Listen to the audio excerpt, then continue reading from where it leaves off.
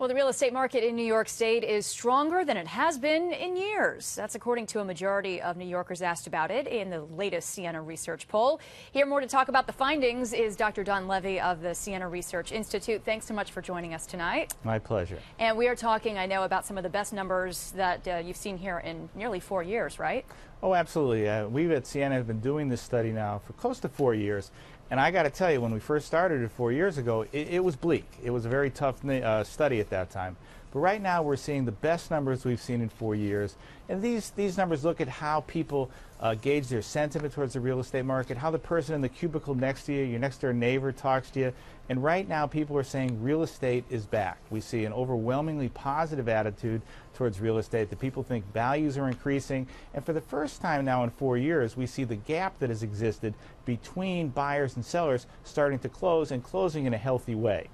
And I know something also noted here among the numbers. This is, I mean, we're talking statewide, upstate, downstate, like you say, buyers, sellers. So it really is pretty across the board. Oh, absolutely. This is a gauge of sentiment. What people know about real estate, whether they're in the market or not. But that's very important, because if you walk into work tomorrow and you say, you know what, I'm thinking of selling my home, or I'm thinking of buying a home. 3 years ago, people would have said, are you crazy?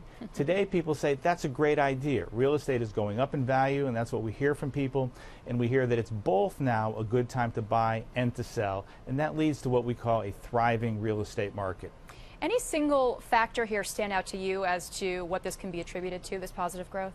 Well, what we're seeing is that the worst is over in the economy. Although many people still are feeling as though they'd like to get paid a little bit more at work, job security is a little bit stronger, unemployment is down, there are signs of growth in the economy, and the market has cleaned itself up.